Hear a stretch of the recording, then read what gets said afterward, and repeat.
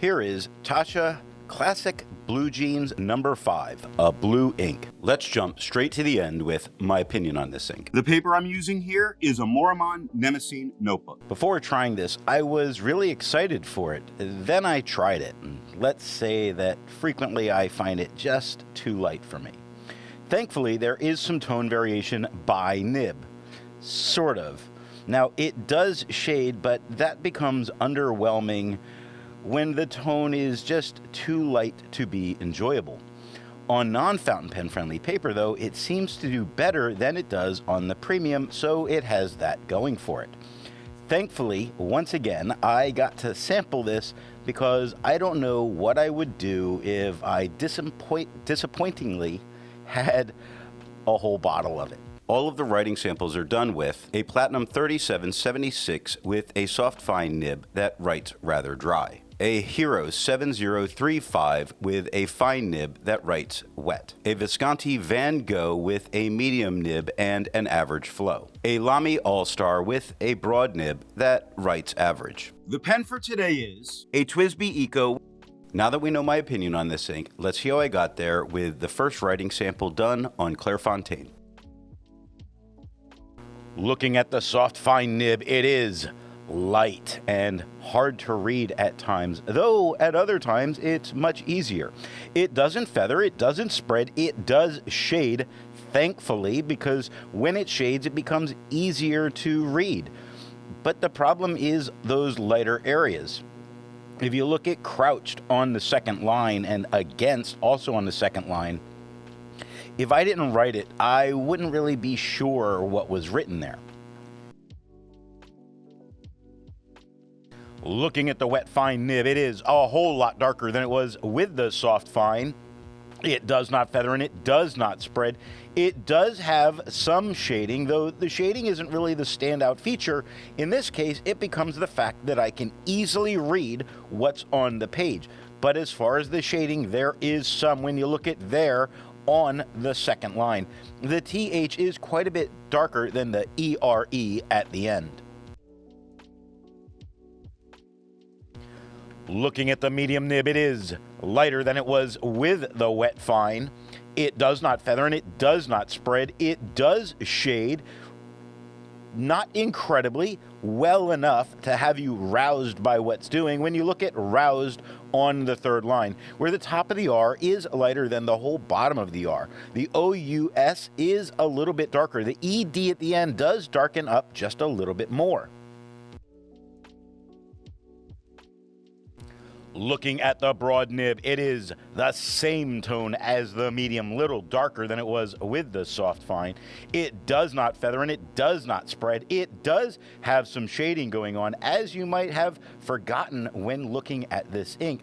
Forgotten on the third line, mostly a light tone. The cross of the T and the N are a little bit darker. It doesn't shade a huge amount, but it does shade some. Looking at the back of the page, we get no bleeding and no ghosting. Like most inks, this one comes in a bottle. This is how the Pilot Custom 823 fits. And here is the Pelikan M1000. Here's the ink level when you can no longer fill a Lamy Safari. There's approximately 8 milliliters of ink left. The next writing sample is done in a Portage Reporter's Notebook. Looking at the soft fine nib, it is a little bit darker than it was with the Clairfontaine. It does not feather, it does not spread, it does shade just as well as it does on the Clairfontaine. The being a little bit darker makes it much more usable here. Not great, but much more usable. As far as the shading goes, you can see that it shades in just about every word, making this on this paper much better than it was with the Clairfontaine. Looking at the wet fine nib, it is darker than it was with the soft fine, same tone as the Clairfontaine. It does not feather, does not spread, it does not shade on this paper. The more absorbent paper just caused it to sort of get eaten up there.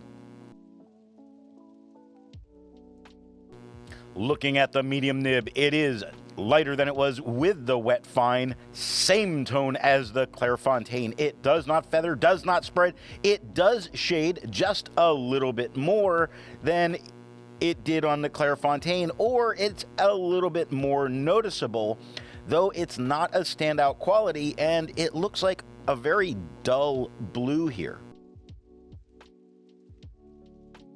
Looking at the broad nib, it is just a little bit lighter than it was with the medium, a little bit lighter than it was on the Clairfontaine. It does not feather, does not spread. It does shade just a little bit. It does look like it's faded on the paper. Now, this is a jeans blue, so perhaps it's a very, very faded set of jeans. Looking at the back of the page, we get no bleeding and no ghosting. There's a lot to learn by doing multiple chromatographies. The one on the left is immediately put into water for 10 to 15 seconds. The one on the right, marked with a D, is let dry for 10 minutes before putting into water. The next writing sample is done on a national brand Steno notebook.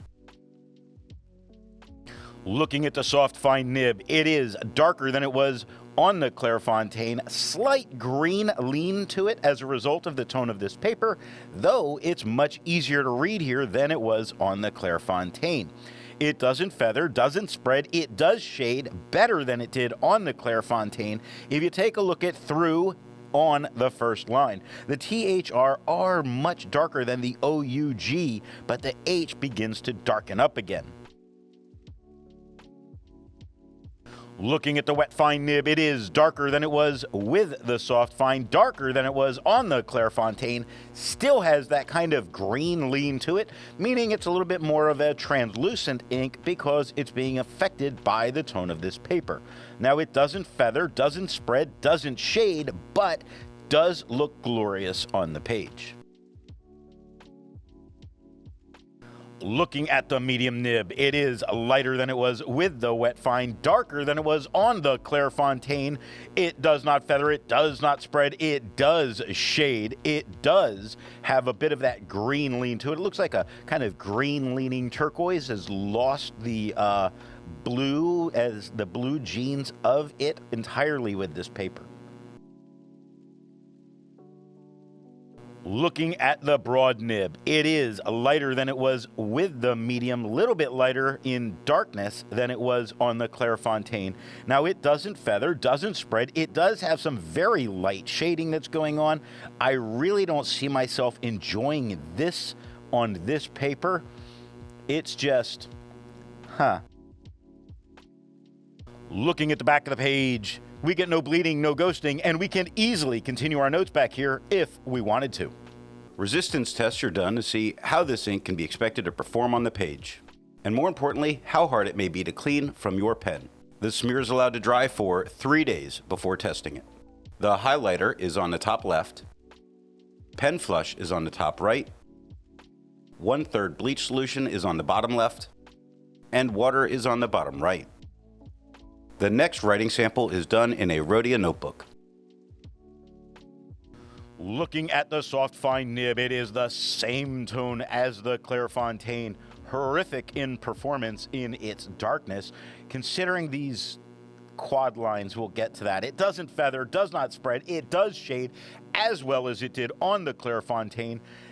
Now looking at the quad rule, it does get lost, and it's almost the same tone of blue as the quad rule that's there. I say almost, to where it really does blend in and becomes rather hard for me to read.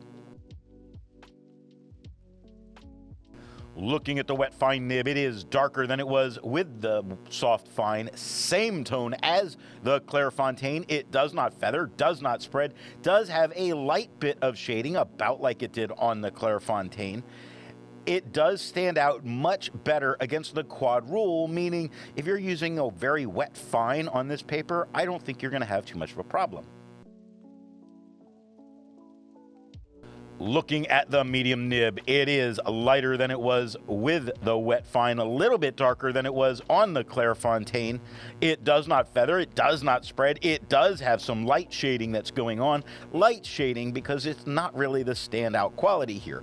While it is darker than it was with the soft fine, I do find that it still kind of blends into that background of the quad rule, kind of ruling this out on this paper. No pun intended. Looking at the broad nib, it is lighter than it was with the medium nib, a little bit lighter than it was on the Clairfontaine. It does not feather, does not spread. It does shade just as well as it did on the Clairfontaine. It does blend, generally speaking, with that quad rule in the background, making this just such a horrible pairing, a quad rule like this with this ink. Looking at the back of the page, we get no bleeding and no ghosting. With over 1,000 inks reviewed, let's take a look at some color comparables. Here is Birmingham Pen Company, Grandview Avenue, Midnight Horizon. Here is Colorverse Quasar.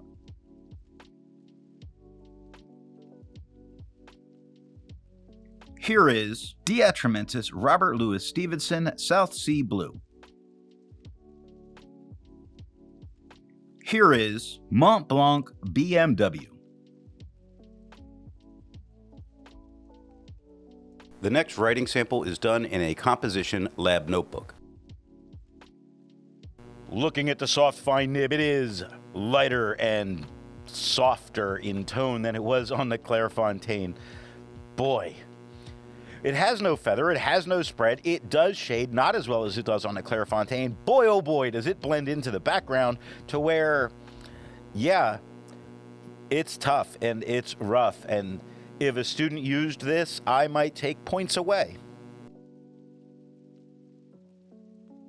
Looking at the wet fine nib, it is darker than it was with the soft fine, not by a lot, quite a bit lighter than it was on the Clairfontaine. It doesn't feather, doesn't spread, it does shade, it does not go well with quad rule paper. Looking at the medium nib, it is the same tone as the wet fine, a little lighter than it was on the Clairfontaine. It does not feather and it does not spread. It does shade. It does not stand out on the quad rule paper. It is a problem, -5 points. Looking at the broad nib, it is the same tone as the medium, lighter than it was on the Clairfontaine. It does not feather and it does not spread. It does shade, nowhere near as well as it did on the Clairfontaine, not to be surprised by it. It does not stand out against the quad rule at this point, not something that should be a surprise. Looking at the back of the page, we get no bleeding and no ghosting. While it's nice to see ink in the same color family, I prefer to see ink to complement the color on the page. Here is Sailor Dancer Pink. Here is Noodler's Apache Sunset. Here is Birmingham Pen Company Gene Kelly Raspberry Rain. Here is Diamine Amber. The last writing sample is done on 20-pound copy paper. Looking at the soft fine nib, it is darker than it was on the Clairfontaine. It does feather and it does spread. It does shade. Let's talk about the feathering and a spread on this garbage paper. Is it usable for me? No, because while it is shading, if you look at the dragon on the second line where the GO practically disappeared. Same with the beginning of the G with the grow next to it. This is not a good combination. Looking at the wet fine nib, it is darker than it was with the soft fine, just as dark as it was on the Clairfontaine. It feathers like a monster, spreads quite a bit, shades not at all. Belongs on this paper? No. Looking at the medium nib, it is just a little bit lighter than it was with the wet fine, little bit darker than it was on the Clairfontaine. It does feather, it does spread. There's a couple of moments of shading. The feathering and the spread are quite distracting, and it's just a bad combination. Looking at the broad nib, it is lighter than it was with the medium nib. Same tone as the Clairfontaine. It does not feather, does not spread, shades amazingly. It is so crisp, and no, all of it's garbage. It feathers, it spreads, it doesn't shade. It looks like crap on the page. Why in the world? But people love the 20-pound copy paper, so here it is. Looking at the back of the page, it is a disaster. There is no writing on the back of this paper. You're going to lose both sides of your notes. However, nothing bled through touching the page underneath. So what nib and pen do I think are going to give the best writing experience with this ink? The paper I'm using here is yellow Rhodia paper. The Soft Fine explores everything that can be and is wrong with this ink. It does shade, but when you're having trouble reading it, who cares? The Wet Fine is much darker, the darkest in fact, and is easy to read on the page, and it can shade. Now the medium is lighter than the Wet Fine and thankfully darker than the Soft Fine. It shades and is usable. The Broad is a repeat of the medium in performance with thicker lines. To set disappointment aside, I go for a wet, very wet pen in a fine or medium to get the darker, much more usable tone. I 100% avoid thin or this in a dry pen unless you really want to feel let down. I hope you got something out of this video, and thanks for watching. I want to let you know that the best way you can support this or any channel is to let retailers know where you heard of something if you go to buy.